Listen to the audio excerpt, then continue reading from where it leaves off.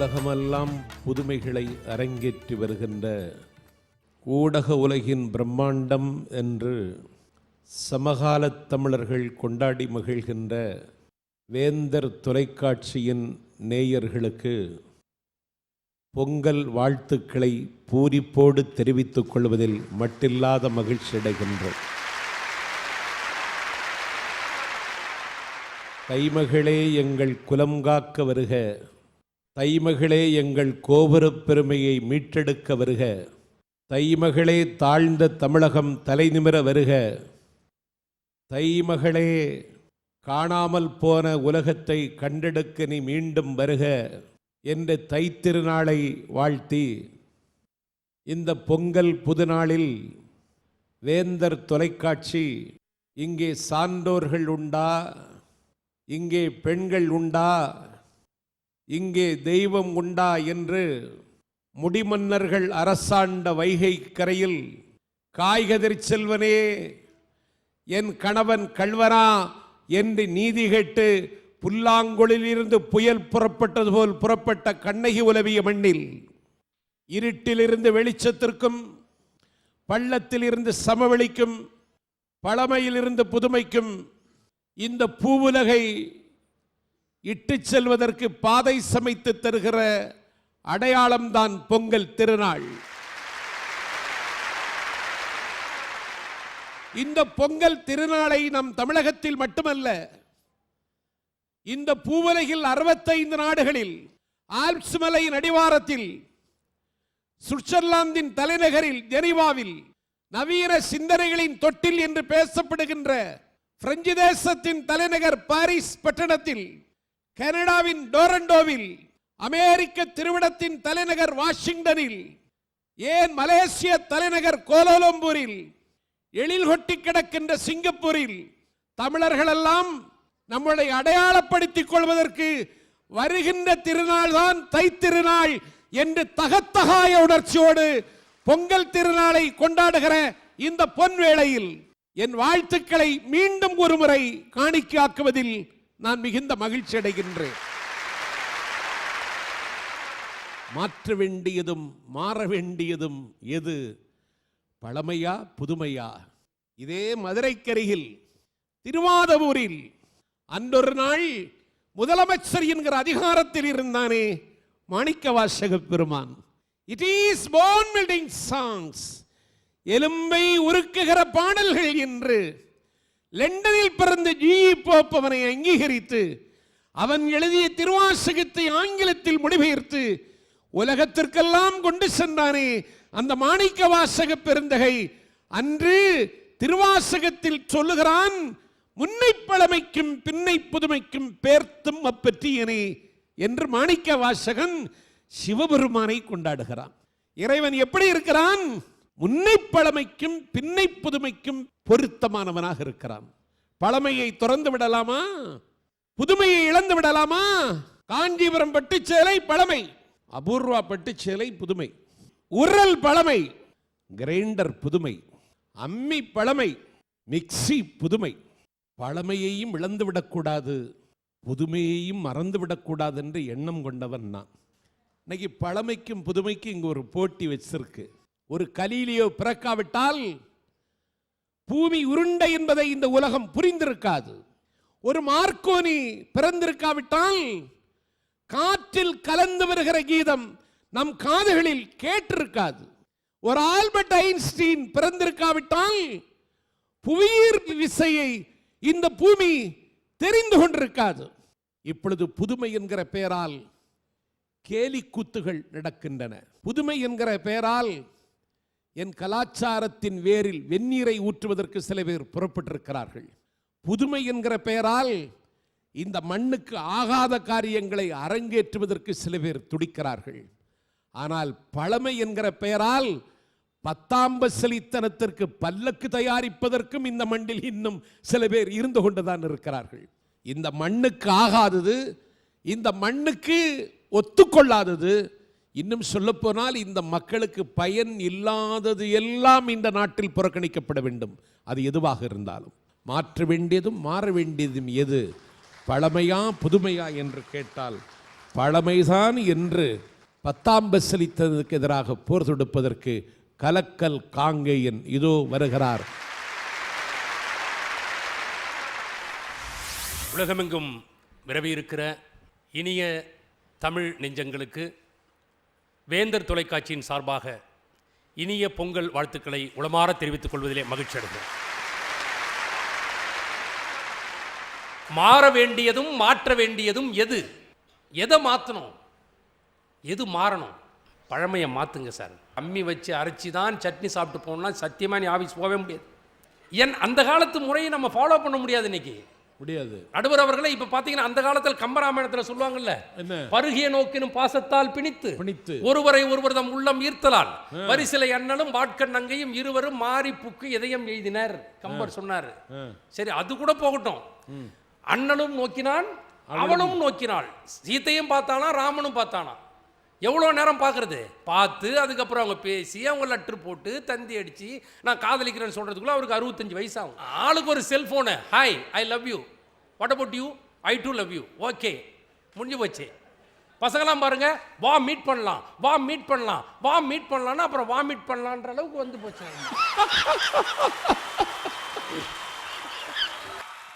நடுவர் அவர்களே, பழமையில் இருந்து நாம் புதுமைக்கு வர வேண்டிய காலத்தில் இருக்கிறோம். பழமையை போற்ற வேண்டும். சரி, பழசு இருக்க வேண்டியதுதான். ஆனா பழமையில எதை தூக்கி போடணுமோ அதை முதல்ல தூக்கி போடணும். இந்த பொண்ணு பார்க்கிற படலம்னு ஒண்ணு இருக்கு நடுவர் அவர்களே.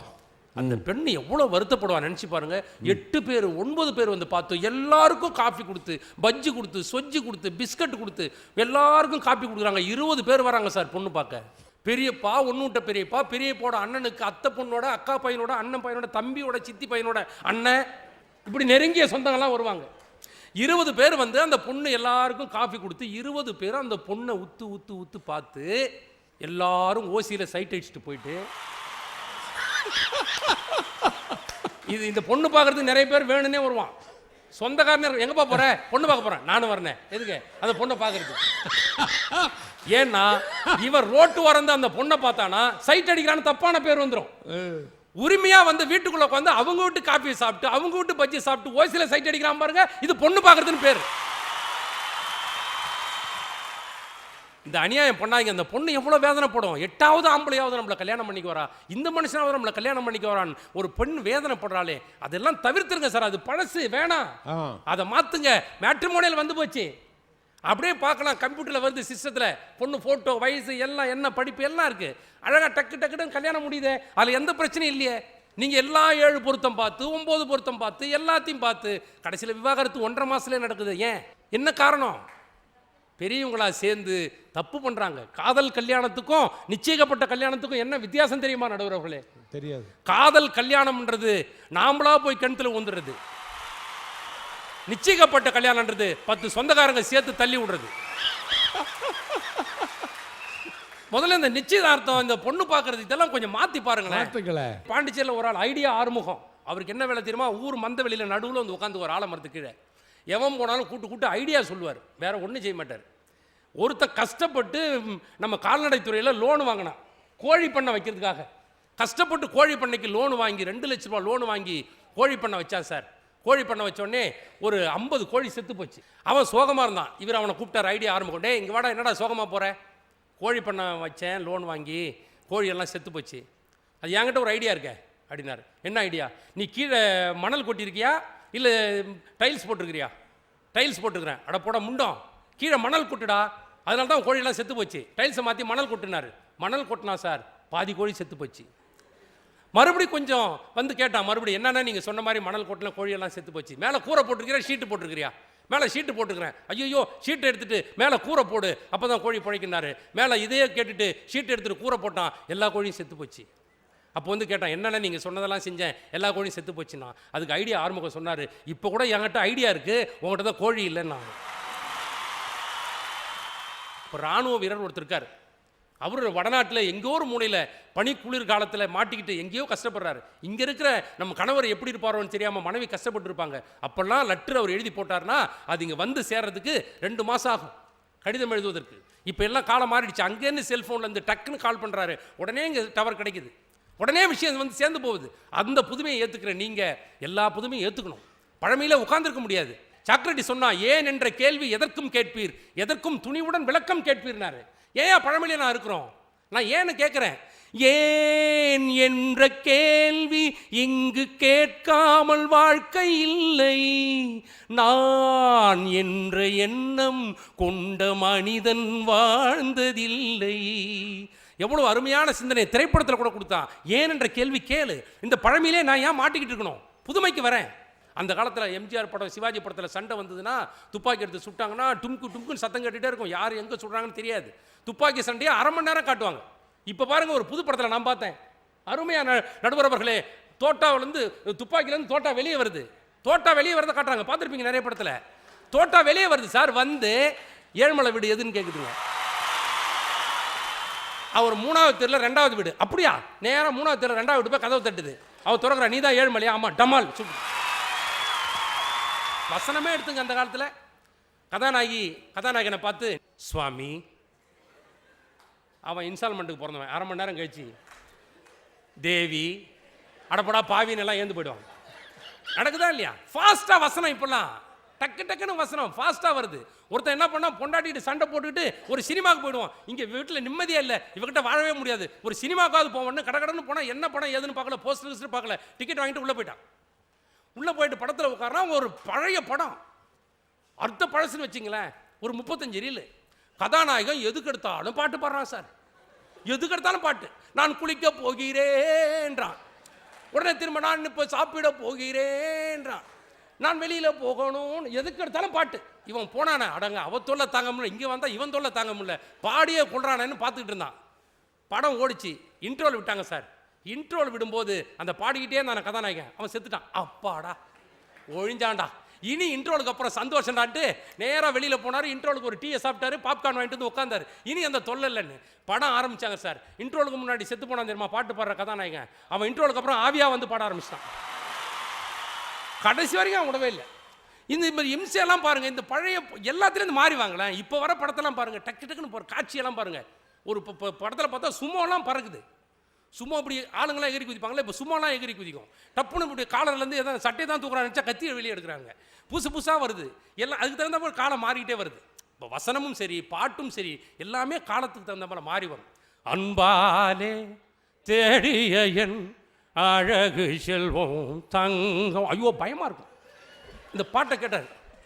வெண்ணோடும் முகிலே இருக்கட்டும்டா, ஏன்னா பயமாக இருக்கும் அந்த பாட்டெலாம். இப்போ பாருங்கள், இப்போ பாட்டெலாம் பார்த்தீங்கன்னா ஒரு சந்தோஷமா அப்படி கேட்கறதுக்கு, பார்த்தேன் பார்த்தேன் பார்த்தேன், சுட சுட ரசித்தேன் ரசித்தேன் ரசித்தேன், இருவிழி தவணை முறையில் என்னை கொல்லுதே. டக்குன்னு பார்த்தியா, ரசிச்சியா, மெயில் பண்ணியா, கிளம்பிட்டாரு. நானே உன்னை யாரு ஆம்பளை. இந்த வெக்கப்படுறதெல்லாம் நான் சொல்கிறேன், அந்த காலத்தில் பெண்கள்லாம் வெக்கப்பட்டாங்கன்னு ஒரு செய்தி நான் படித்தேன் 2000 வருஷங்களுக்கு முன்னாடி. ஒரு ஆடவன் ஒரு பெண்ணை நேராக பார்த்தானா வெக்கப்படுவாங்களாம். படணும் சொல்கிறேன், வெக்கப்பட்டாங்களாம். இப்போ அப்படியெல்லாம் கிடையாது, அதுலேருந்து மாறணும். இந்த வெக்கப்படுறது, காலால் கோலம் போடுறதுலாம் நடக்குமா? இப்போ ஒரு ஐடி படித்த பொண்ணு, எம்எஸ்சி படித்த பொண்ணு, எம்காம் படித்த பொண்ணு காலால் கோலம் போட்டு வெக்கப்படுமா? வாய்ப்பே இல்லை. அதெல்லாம் மாற்றுங்க சார். பொண்ணு பார்க்குறப்ப பொண்ணு வெக்கப்படவே இல்லை. இவன் போகிறவன் யாராவது சொல்ல, பொண்ணு நல்லா தான் இருக்குது, அந்த பொண்ணு வெக்கப்படவே இல்லை. டேய், வெக்கப்பட்ட உனக்கு என்ன, வெக்கப்படாட்டி உனக்கு என்ன? அது கட்டிக்கு போகிற புருஷன் தானே சொல்லணும். நீ பொண்ணு பார்க்க ஓசியில் தானே போனேன். இது தேவையில்லாத கேள்வி. ஒரு குடும்பத்துக்குள்ளே பிரச்சனை உருவாக்குறது இந்த கூடியிருக்கிற ஆளுங்க. இந்த பழமை பழமை பழமைன்னு இந்த சின்ன சின்ன சடங்குகள் மூலமாக ஏகப்பட்ட பிரச்சனைகள் வருது சார். இதை மாற்றுங்க. இந்த ட்ரெஸ் எடுத்துங்களேன், அந்த காலத்து ட்ரெஸ் இப்போ போட முடியுமா? அந்த காலத்தில் 70 80களில் பாருங்கள், யானை காது மாதிரி ஒரு காலர், அப்படியே கற்பனை பண்ண. 70 80ல் யானை காது மாதிரி ஒரு காலரு, இவ்வளோ பெரிய ரவுண்டில் ஒரு பெல்ட்டு, பெல்ஸ்னு ஒன்று போட்டிருப்பாங்க. அது தொடையெல்லாம் டைட்டாக இருக்கும், கீழே பெல்ஸ் இப்படி ரோடெல்லாம் பெருக்கிற மாதிரி இருக்கும். அவர் போனால் கார்பரேஷன் வேலை இவரே செஞ்சிருவார். அந்த ட்ரெஸ்ஸை இப்போ போட முடியுமா நினச்சி பாருங்கள். நாய் கட்சியாக நம்மளை சாவடிச்சிடும். அந்த ட்ரெஸ்லாம் போட முடியாது. காலத்துக்கு ஏற்ற பாரு உடை மாற்றமும் வேணும், நாகரிகமும் வேணும். சாப்பாட்டு பழக்கம் கூட எடுத்துங்க. எல்லாம் கூடியிருந்து குளிந்தேளரம்பா வாயினும் ஆண்டாள், மூட நெய் பெய்து முழங்கை வழிவார கூடியிருந்து குளிந்தேளரம்பா வாயினும் ஆண்டாள். எல்லாரும் ஒன்றா சேர்ந்து உட்காந்து நல்லா பிசைஞ்சு நெய்யை விட்டு பிசைஞ்சா இந்த முட்டி வழியாக நெய் வருமா? யார் வீட்டில் நெய் வச்சு சாப்பிட்டுட்டு இருக்காங்க? கிடையாது. கூடி உட்காந்து சாப்பிட நேரம் இருக்கா? முதல்ல கூடி உட்காந்து சாப்பிட நேரம் இருக்கா? நேரம் இல்லை. ஒருத்தர் 7 மணிக்கு வருவாங்க, ஒருத்தர் 9 மணிக்கு வருவாங்க, ஒருத்தவங்க 10 மணிக்கு வருவாங்க. எல்லாரும் ஒன்று சேர்ந்து உட்காந்து சாப்பிடணும்னு சொன்னால் நீங்கள் சாப்பிட்றதுக்கு 1 வாரம் ஆகும். எப்போ வாய்ப்பு கிடைத்தோ அப்பப்போ சாப்பிட்டாங்க, படுத்துக்கிறாங்க, ஏஞ்சி வேலைக்கு போயிட்டே இருக்கிறாங்க. இதுதான் சார் வாழ்க்கை. இந்த ஒன்றா சேர்ந்து ஊர் கூடி ஒன்றா சேர்ந்து ஒரு இடத்துல உட்காந்து பேசினாலே ஊர் வம்பு வரும். அன்றைக்கி பாப்படம் போட்டு இவ்வளோ நீட்டு தூங்கும் கிழவிங்கெல்லாம். இதை கழட்டி தான் நெல் காய வச்சுட்டு இருப்பாங்களாம். ஏதாவது பறவை வந்து காக்கா வந்தால் இதை கழட்டி தான் அடிப்பாங்களாம். இப்போ யாரும் அப்படி போட்டுட்டு இருந்தால் கேலி கூத்தா தானே இருக்கும். இப்போ இருக்கிற பெண்கள் அப்படி செய்ய முடியுமா? காலத்துக்கு ஏற்ற மாதிரி மாறிக்கிட்டு வரோம்ல. எல்லாமே நம்ம சுற்றி நடக்குது, மாறிக்கிட்டே வரோம். காலம் என்பது கரங்கு போல் சுழன்று மேலது கீழாய் கீழது மேலாய் மாற்றிடும் தோற்றனார் பவனந்தி முனிவர். அப்போ காலம் என்பது எது? சக்கரை மாதிரி சுற்றிக்கிட்டே இருக்கும். அப்போ பழமையிலேருந்து நீங்கள் புதுமைக்கு வாங்க. பழமை என்பது நாம் மாற்ற வேண்டிய ஒன்று, மாற வேண்டிய ஒன்று. புதுமை வந்தால் மக்கள் மத்தியிலே, இந்த சமுதாயத்தின் மத்தியிலே ஏற்றுக்கொள்ளப்படுகிற புதுமைகள் வந்தால் வாழ்வு வளம் பெறும், இந்த சமுதாயம் முன்னேறும். இதை மனதில் கொண்டு நடுவர் அவர்களே, மாற்ற வேண்டியதும் மாற வேண்டியதும் பழமையே என்று நீங்கள் தீர்ப்பளிக்குமாறு அன்போடு கேட்டு விடைபெறுகிறேன். நன்றி, வணக்கம். கலக்கல் காங்கேயன் கலக்கிவிட்டுத்தான் உட்கார்ந்திருக்கின்றார். சடங்குகளை நிராகரியுங்கள், சம்பிரதாயங்களை புதையுங்கள், சமகால நவீன தொழில்நுட்பத்திற்கேற்க உங்களை மாற்றிக்கொள்ளுங்கள், பெண் பார்க்கும் படலம் போன்ற படலங்களை வைத்துக்கொண்டு ஊறு கோடி தேர் இழுக்கிற முயற்சிகளை இனிமேல் மேற்கொள்ளாதீர்கள் என்று அவருக்கே உரிய நையாண்டியில், அழகான நல்ல நடையில் பழமைக்கு மூடு விழா காண வேண்டும் என்று முத்திரை பேச்சை அவர் பேசியிருக்கிறார். சித்திரை நிலவாக ரசிக்க வேண்டிய பேச்சு அவர் பேச்சு. அவர் சொன்னதை இந்த மன்றம் கவனத்தில் எடுத்துக்கொள்கிறது என்று சொல்லி, மாற்ற வேண்டியதும் மாற வேண்டியதும் எது? பழமை அல்ல, புதுமைதான் என்று சாதிப்பதற்கு சேலத்திலிருந்து புறப்பட்டு வந்திருக்கிற தங்கை தேவிலட்சுமி குணசேகரன் அவர்களை வணங்கி அழைக்கிறேன். நம்ம கலக்கல் காங்கேயன் அவர்கள், அவரை நீங்கள் சாதாரணமாக எடை போடாதீங்க. அவர் லல்லு பிரசாத் யாதவுக்கே புண்ணாக்கு கொடுத்துருவார். பட்டுப்புடவை கட்டுவது கலாச்சாரம், நான் குறை சொல்வதில்லை. தயவு செஞ்சு துவைச்சிட்டு கட்டுங்கப்பா, முடிய மாட்டேங்குது.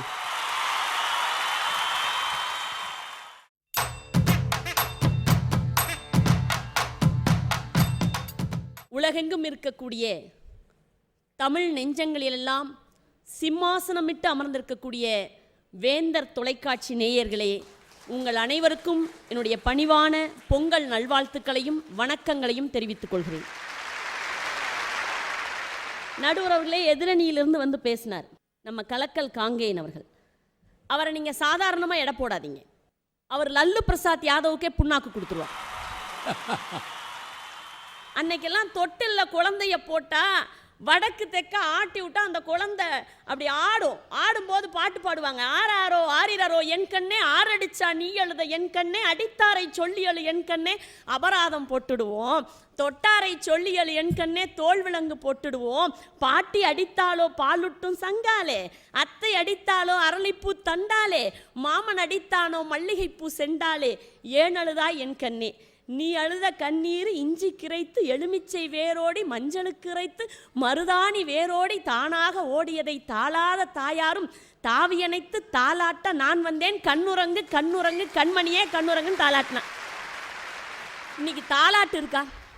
இத்தா தண்டி ஒரு ஸ்ப்ரிங் இருக்குது, அதை தூக்கி ஒரு கொக்கியில் மாட்டி கீழ் கொக்கியில் ஒரு தூளியை மாட்டி ஒரு பையனை இழுத்துட்டா குத்தடி குத்தடி ஜைனக்கா குனிஞ்சு குத்தடி ஜைனக்கான்னு பையன் எம்பி குதிக்கிறான். நான் என்ன கேட்கிறேன் நடுவர்களே, இன்றைக்கு நன்றாக நினைவில் வைத்துக் கொள்ளுங்கள், பழமை என்பது சாதாரணமானதல்ல. கண்ட இடத்தில் வளர்கிற காட்டு மலர் வேண்டுமானால் புதுமையாக இருக்கலாம், பண்பட்ட இடத்தில் வளர்கிற பண்பாட்டு மலர் தான் இந்த பழமை. எங்க தாத்தா வீட்டில எல்லாம் பார்த்தீங்கன்னா மிகப்பெரிய திண்ணை கட்டி வச்சிருப்பாங்க. அந்த திண்ணையில ஒரு இப்படி தூக்கலா இருக்கும். நான் எங்கள் தாத்தாட்ட கேட்டேன், எதுக்கு தாத்தா வெளியில் திண்ணை கட்டி வச்சுருக்கீங்க? நாங்களாம் விளையாடுறதுக்கான. இல்லைம்மா, வெளியூர்லேருந்து வருவாங்க, இந்த வியாபாரம் பண்ணுறவங்களாம் வருவாங்க, ராத்திரி நேரத்தில் தங்குறதுக்கு இங்கே விடுதி கிடையாது, கிராமம் இல்லையா, அதனால் என்ன பண்ணுவாங்க, திண்ணையில் படுத்து தூங்கிட்டு போவாங்கம்மா. அப்போ தனக்கு தெரியாத ஒருவன் வந்தால் கூட வீட்டில் இடம் தந்து அவன் வாழ வேண்டும், அவன் படுப்பதற்கு தலையணை வேணும் நினைச்ச பழமை எங்கே? நடுவர்களே, தின்ன போனது கூட எங்களுக்கு கவலை இல்லை, காம்பவுண்ட் சுவர் வந்துருச்சுங்க, அதுதான் கவலை. நான் கேட்குறேன் நடுவர்களே, இந்த பொங்கல் திருநாளில் நம்ம என்ன செய்வோம் தெரியுமா? பெரியவங்களை காலில் விழுந்து தொட்டு வணங்குவோம். இன்னைக்கு அந்த மரியாதை இருக்கா? நீங்க அனாதை விடுதிகள் பார்த்திருக்கிறீங்களா? அதை விட அவமான சின்னமாக முதியோர் இல்லங்களை பார்த்திருக்கீங்களா? நான் நினைச்சேன், ஏன் இந்த பையன் கொண்டு வந்து முதியோர் இல்லத்துல விடுறான்? இதுக்கு ஏதாவது காரணம் இருக்கணும்ல. பழமையில இல்லாத ஒன்று இப்ப என்ன இருக்குன்னா வேற ஒண்ணும் இல்ல. இவன் வளர்கிற போது, இந்த குழந்தை வளர்கிற போது வீட்டில் வளர்க்காமல் இன்றைய புதுமை கொண்டு போய் மாணவர் விடுதி என்கின்ற ஹாஸ்டல்ல விடுது. இவன் கொண்டு போய் முதியோர் இல்லத்துல விடுறான். புதுமை எதையுமே சரி செய்யலைங்க. ஞாபகம் வச்சுக்கோங்க, நம்முடைய பழமையை மேலே ஏறி நின்று மிதித்து கொண்டிருக்கிறது. நீங்க சொன்னீங்க பொண்ணு பார்க்குற படலமே கேவலமா இருக்குன்னு நீங்க சொன்னீங்களே, நான் கேட்கிறேன், டேட்டிங் ரொம்ப நல்லா இருக்கா? நடுவர்களே, களியாட்டம் கூத்தாட்டமாகி வெறியாட்டமாகி கொண்டிருக்கிறது இன்னைக்கு நாளில். நீங்க என்னமோ சொன்னீங்க, அன்னைக்கு கட்டின புடவையை கட்ட முடியுமா? புடவையை கட்டிக்கலாங்க. இன்றைக்கு இருக்கிற ஆடை அலங்காரம் என்கின்ற பெயரிலே அநாகரிகம் நடந்து கொண்டிருக்கிறது. இதை ஏற்றுக்கொள்கிறீர்களா நீங்க? அன்றைக்கு மனிதர்களை நேசித்தோம், பொருட்களை பயன்படுத்தினோம். இன்றைக்கு நன்றாக நினைவில் வைத்துக் கொள்ளுங்கள், மனிதர்களை பயன்படுத்துறோம், பொருட்களை நேசிக்கிறோம். இதுதான் புதுமை. இந்த புதுமை இல்லைன்னு வந்து சொல்லுங்க பார்க்கலாம். இன்னைக்கு பொங்கல் திருவிழாவை கொண்டாடி கொண்டிருக்கிறோம். பொங்கல் திருவிழா யாரை நினைவூட்டுறது? உழவர்களை. இந்த உழவர்களுக்கு அந்த விளைநிலம் முழுவதுமாக இயற்கை உரம் கிடைச்சதுங்க. அன்னைக்கு பசுவின் சாணம் கிடைத்தது. இன்றைக்கு பசுக்களே இல்லையே. ஆனால் இன்றைக்கு செயற்கை உரங்களை பயன்படுத்தி நிலத்தை மாசுபடுத்துவதோடு ஏரிகளை எல்லாம் மூடிட்டோம். மக்கள் தொகை குறைவாக இருந்தப்ப ஏரிகளின் எண்ணிக்கை அதிகம், மக்கள் தொகை அதிகமாகும் போது ஏரிகளின் எண்ணிக்கை குறைவு. இந்த முட்டாள்தனம் எந்த நாட்டிலேயாவது நடக்கிறது உண்டா? ஏரிலாம் என்ன இருக்குன்னு பாருங்க. உங்களுக்கு ஏரி எங்க இருக்குன்னு கண்டுபிடிக்கணுமா? நான் ஒரு ஐடியா சொல்லித்தரேன். மழை வருகிற போது எங்கெல்லாம் தண்ணீர் நிரம்பி குளமாக காட்சி அளிக்கிறதோ அதெல்லாம் அந்த காலத்தில் ஏரியாக இருந்தது என்று அர்த்தம். எத்தனை ஏரி காணாம போயிடுச்சு தெரியுமா? நீங்க புதுமை என்கின்ற பெயரத்தில் அப்பார்ட்மெண்ட் கட்டி வச்சிருக்கீங்களே, நான் கேட்கிறேன், அன்றைக்கு வீடுகள் தள்ளி தள்ளி இருந்தது. வீடுகள் தள்ளி தள்ளி இருந்தது, மனிதர்கள் ஒற்றுமையாக இருந்தார்கள். இன்றைக்கு வீடுகள் நெருக்கமாக இருக்கிறது, மனிதர்கள் விலகி போய்விட்டார்களே. செல்போன் ஒன்று வந்ததுக்கு அப்புறம் இது எவ்வளவு உபயோகமா இருக்குங்கிறத விட எந்த பழமையெல்லாம் முறியடிச்சதுன்னு சொல்றேன் கேளுங்க. செல்போன் வந்தது, லெட்டர் எழுதுறது முடிஞ்சு போச்சு. செல்போன் வந்தது, கேமரா தூக்கி எறிஞ்சிட்டோம். செல்போன் வந்தது, கால்குலேட்டரை தூக்கி எறிஞ்சிட்டான். செல்போன் வந்தது, வாட்ச் கட்டுறதே நிறுத்திட்டான். செல்போன் வந்தது, டார்ச் லைட் இல்லை இன்றைக்கு. செல்போன் வந்தது, ரேடியோவை தூக்கி எறிந்து விட்டான். செல்போன் வந்தது, கம்ப்யூட்டரையே தூக்கி எறிஞ்சிட்டான். செல்போன் வந்தது, நிம்மதியே தூக்கி எறிஞ்சிட்டான். நிம்மதியவே தூக்கி எறிஞ்சிருக்கோம் இந்த புதுமையை வச்சுக்கிட்டு. ஒன்றை ஞாபகம் வைத்துக் கொள்ளுங்கள், ஒருத்தர் சொன்னார், செல்வமும் கொடுத்து செல்லமும் கொடுத்து செல்லும் கொடுத்த என் மகள் தொடர்புக்கு வெளியே இருக்கிறாள். சரி, அமெரிக்காக்காரன் இங்க வந்து டென்ட் போட்டு உட்காந்துருக்கானே, எதுக்கு? அவன் கண்டுபிடிக்காத புதுமையை நீங்க கண்டுபிடிச்சிட்டீங்கன்னா, அவங்கிட்ட இல்லாத பணம் உங்ககிட்ட டாலரா குவிஞ்சிருக்குன்னா, இல்ல நீங்க மாட மாளிகையா கட்டியிருக்கீங்கன்னா, இல்லை இல்லை இல்லை, என் பழமை என்கின்ற பண்பாட்டு வேரை பார்ப்பதற்காக வந்து இங்க கூடாரம் போட்டு தங்கி இருக்கிறான். உங்க புதுமையை பார்க்கறதுக்கு இங்க வரல. நீங்கள் பழமையை மதிக்காமல் போக போக நாட்டின் பண்பாடும் கலாச்சாரமும் மிதிக்கப்பட்டு கொண்டிருக்கிறது என்பதை மட்டும் நீங்கள் மறந்து விடாதீர்கள். பிரியாமல் இருந்தால் அது புதுமை, பிரியமாக இருந்தால் அது பழமை. அலங்காரமாக இருந்தால் அது புதுமை, அழகாக இருந்தால் அது பழமை. ஒன்றாக இருந்தால் அது புதுமை, ஒற்றுமையாக இருந்தால் அது பழமை. ஒழுங்காக இருந்தால் அது புதுமை, ஒழுக்கமாக இருந்தால் அதுதான் ஐயா பழமை. நாங்கள் அன்னைக்கு விளையாடணும் தெரியுமா? விளையாட்டுல பழமை வைத்திருந்தோம். பல்லாங்குழி விளையாண்டுருக்கீங்களா? நான் விளையாண்டிருக்கேன். பரமபதம் விளையாடி இருக்கிறீர்களா? சடுகுடு விளையாடி இருக்கிறீர்களா? நொண்டி விளையாடி இருக்கிறீர்களா? இன்றைக்கு பிளே ஸ்டேஷனை வைத்துக்கொண்டு என் பள்ளியன் விளையாடும் போது என் இதயத்தில் ரத்தம் வடிகிறது நடுவர் அவர்களே. ஏன் தெரியுமா? பல்லாங்குழி விளையாடும் போது என்ன சொல்லி கொடுத்தான்? எதிராளிக்கும் காய்களை போடணும், நீ மட்டும் காய் வச்சுக்க முடியாது, எதிராளிக்கும் பாகம் பிரித்து தான் நீ லாபம் எடுக்க முடியும் சொல்லி கொடுத்தான் பல்லாங்குழியில. பரமபதத்தில் என்ன சொல்லி கொடுத்தான் தெரியுமா?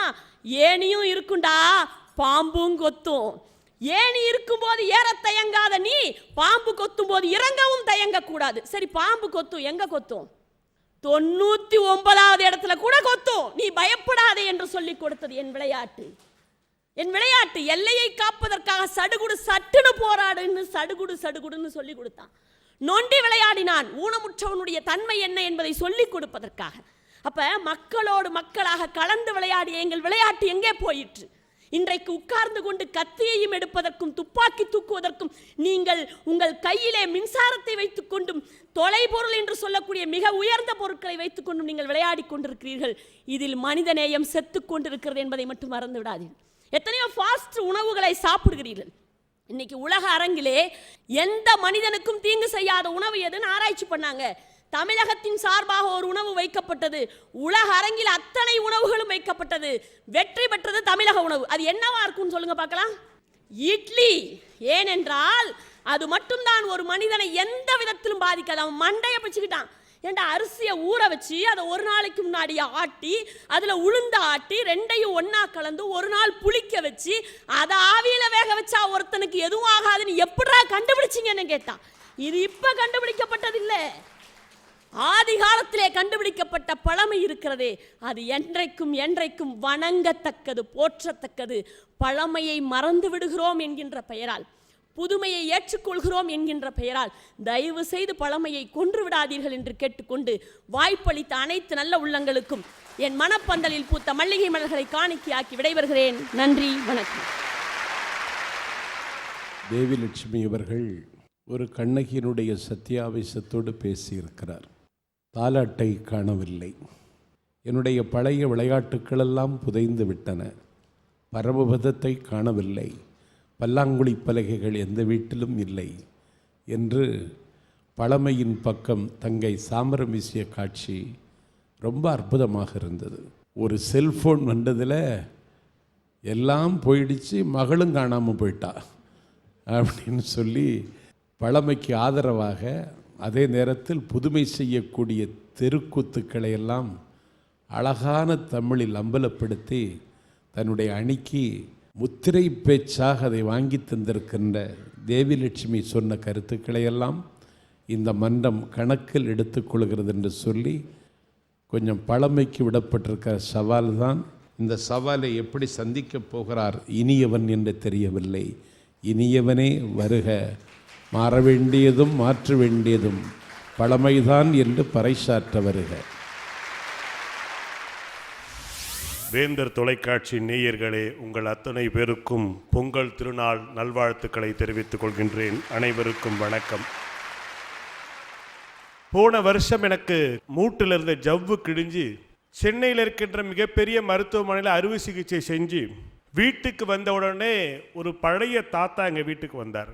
வந்துட்டு சொன்னார், கோழி சூப்பு குடிடா நல்லதுன்னு சொல்லிட்டு ஒரு நாட்டுக்கோழியை வாங்கிட்டு வந்து எங்கள் வீட்டில் கொடுத்துட்டு சொன்னார், கோழியை சூப்பு வச்சு குடின்னு சொல்லிட்டு அந்த பழமையான பெரியவர் போகும்போது சும்மா போகாமல் பக்கத்து வீட்டுக்காரங்கிட்டையும் சொல்லிட்டு போனார், கோழி சூப்பு குடிக்க போகிறான், நீயும் போய் குடின்னு. கோழி சூப்பை வச்சுட்டு குடிக்கலான்னு போகிறேன், கதவை தட்டினா ஒருத்தன் வந்தான். என்னங்கன்னு, ஏதோ கோழி சூப்பு வச்சுருக்கீங்களாமே. யார் சொன்னா? அந்த தாத்தா தான் சொன்னார். கொஞ்சம் கொடுங்களேன், உங்கள்கிட்ட தான் வாங்கி கொடுக்க சொன்னார். கொஞ்சம் கொடுத்தேன். போனவன் சும்மா இல்லாமல் அடுத்தவங்ககிட்ட போய் அவர் கோழி சூப்பு வச்சுருக்காரு குடின்னு. அதே மாதிரி நண்பருக்கு நண்பருக்கு நண்பருக்கு நண்பருக்கு நண்பருக்கு நண்பருக்குன்னு வந்துகிட்டே இருந்தாங்க. இந்த 16வது வந்த ஆளுக்கு நான் தண்ணி எடுத்து கொடுத்தேன். அந்த ஆள் கடுப்பாய் சொன்னால், அந்த பெரியவர் எவ்வளோ நல்ல மனுஷன், நாட்டுக்கோழி கொடுத்தாரு, நீ சூப்பு கொடுக்காம வெறும் பச்சை தண்ணி கொடுக்குறியே, இதுதான்ற புதுமைவாதிகளுடைய விருப்பமா செயலா அசிங்கமா இல்லையான்னு கேட்டார். நான் சொன்னேன், நீ யார் அப்படின்னு கேட்டேன்.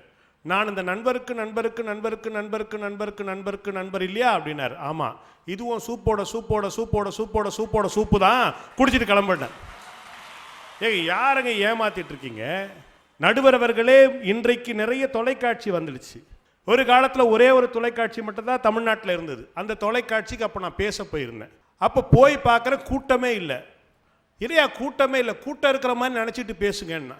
இந்த எதிர்க்க ஒரு கேமராமேன் காதில் இவ்வளோ பெருசாக மாட்டிக்கிட்டு என்னையே உத்து பார்த்துட்டு இருந்தார். சரி, நம்மால் ஒருத்தர் நிற்கிறாரு, அவரை பார்த்து நம்ம பேசுவோம்னு சொல்லிட்டு நானும் நிறைய நகைச்சுவையாக பேசினேன். அந்த ஆள் என்னை உத்து பார்த்துட்டு இருந்தான். ஏடா பார்த்துட்டே இருக்கா, இவனும் சிரிக்க மாட்டான்னு சொல்லிட்டு நிகழ்ச்சி முடிஞ்ச உடனே நேராக போயிட்டு, என்னோட பேச்சு எப்படி இருந்தது, என் நகைச்சுவை எப்படி இருந்ததுன்னு, கே போல்தா ஹை மேரேக்கு தமிழ் ஆத்தா நைனா. எங்கள் மாமா நடுவரவர்களே கடிதம் எழுதுவார். நாங்கள்லாம் அந்த லெட்ரு வந்த உடனே ஓடி போய் படிப்போம்.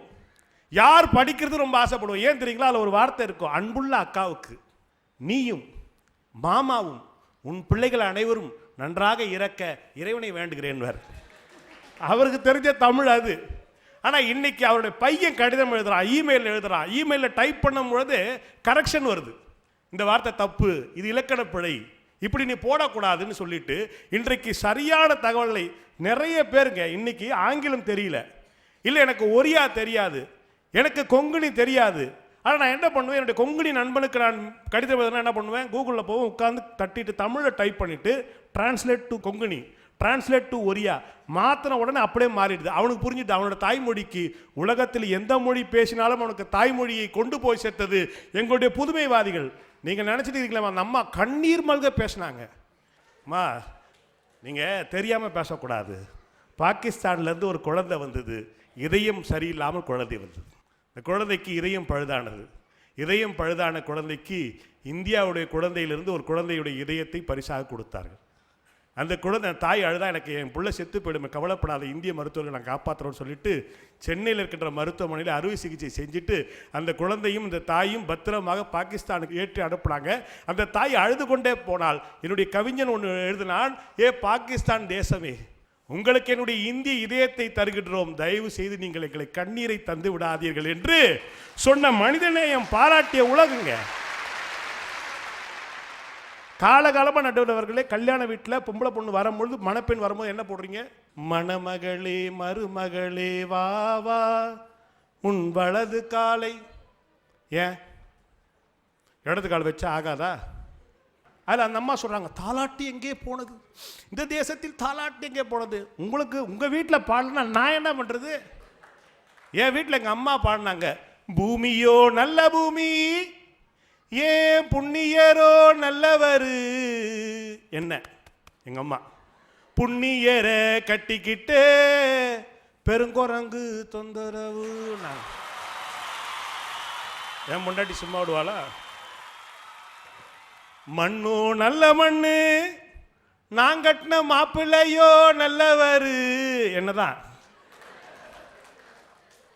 என் மாப்பிள்ளையே பெத்து விட்டு மலை குரங்கு தொந்தரவு வாயி.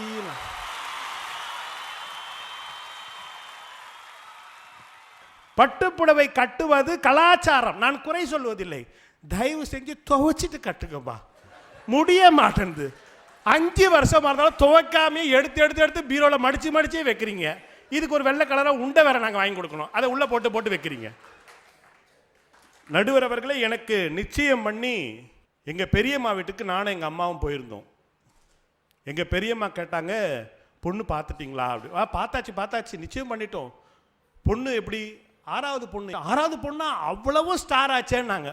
நான் பெட்ரூமில் உட்காந்து காலரை உயர்த்திட்டேன், ஐயோ ஸ்டார் பொண்ணு கட்டுறோம், நம்ம வாழ்க்கை ஓஹோன்னு வரப்போகுதுன்னு. என் கல்யாணம் முடிஞ்சு 6 மாதம் கழித்து என் தம்பி கல்யாணம் ஆச்சு, என் பெரியம்மா பையனுக்கு. அவளுக்கு அப்புறம் ஒரு 3 மாதம் கழித்து நான் என் பெரியம்மா வீட்டுக்கு போகிறேன். பெரியம்மா நல்லா இருக்கீங்களா? நல்லா இருக்கேன். தம்பி எப்படி இருக்கான்?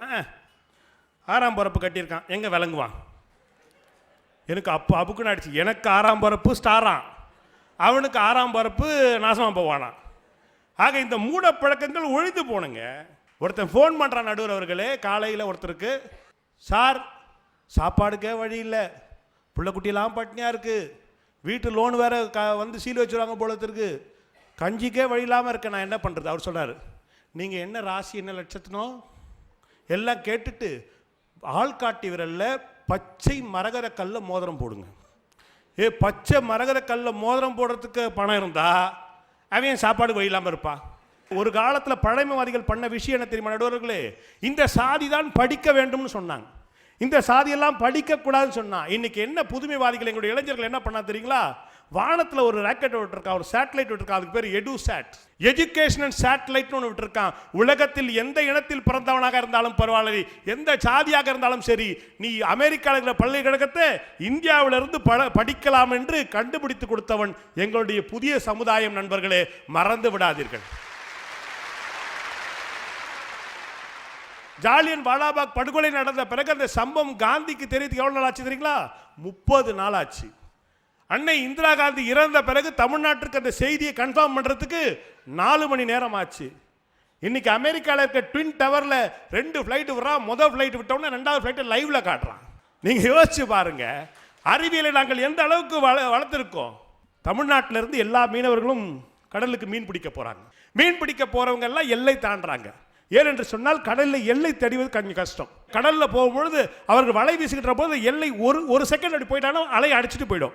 அதை எடுத்தோன்னு சுட்டுறான். காட்டாங்குளத்தில் இருக்கின்ற SRM பள்ளிக்கழக மாணவர்கள் என்ன பண்ணா தெரியுங்களா, ஒரு கண்டுபிடிப்பை கண்டுபிடித்து இந்திய கப்பற்படையிலும் கொடுத்தார்கள். என்ன தெரியுமா, அந்த இயந்திரத்தை படகிலே பொறுத்து விட்டால் இந்திய எல்லை எவ்வளவு தூரமோ அதற்கு முன்னாடி ஒரு 1 கிலோமீட்டருக்கோ 10 கிலோமீட்டருக்கு முன்னாடி கப்பல் ஆஃப் ஆகிடும். ஆக உயிர்களை காப்பாற்றியவர்கள் இன்றைய இளைய தலைமுறை. இந்த புதுமையை நீங்கள் வரவேற்க வேண்டும் என்று கூறி வாய்ப்பளித்த நல்ல உள்ளங்களுக்கு நன்றி பாராட்டி விடைபெறுகிறேன். நன்றி, வணக்கம். இனியவன் அவர்கள் பழமையின் மீது போர் தொடுத்திருக்கிறார், புதுமையின் மீது சந்தனம் பூசியிருக்கிறார். உன் கடல் எல்லை எது என்பதை இன்றைக்கு இருக்கிற SRM பல்கலைக்கழகத்தினுடைய மாணவன் ஒரு கருவியின் மூலம் கண்டறிந்திருக்கிறான், உங்களுக்கு தெரியுமா என்று கேட்கிறார். ஆகவே பழமையை மாற்றத்தான் வேண்டும், மாறத்தான் வேண்டும் என்று இனியவன் சொன்ன கருத்துக்களெல்லாம் தித்திப்பாக இருந்தது. கொஞ்சம் புதுமையை பற்றி பேசுகிறவர்களுக்கு கொஞ்சம் சவாலாகத்தான் இருக்கும். ஆகவே இதை எழிலரசி தான் எதிர்கொள்ள முடியும் என்று மதுரை நம்புகிறது. பாருங்கள். ஒருத்தர் கேட்டார், உங்களை எங்கேயா பார்த்த மாதிரி இருக்கே, வாட்ஸ்அப்பில் இருக்கீங்களா? இல்லையே. ஃபேஸ்புக்கில்? இல்லைங்க. ட்விட்டரில்? அட இல்லை சார், எங்கேயோ பார்த்த மாதிரியே இருக்குங்க. அட பாவி, 7 வருஷமாக உங்கள் எத்த வீட்டில் தான்டா இருக்கேன். அம்மா பிசாசு வந்திருக்கு பாருங்க, நல்லா இருக்கு அப்படின்னு. அவர் சொன்னார், இந்த பிசாசு 20 வருஷத்துக்கு முன்னாடியே வந்துருச்சு, அதான் தினம் பார்த்துட்டு இருக்கிறேன், அது கூட தான் வாழ்ந்துட்டு இருக்கேன், அப்படி ஒன்றும் நல்லா இல்லை அப்படின்னாரு.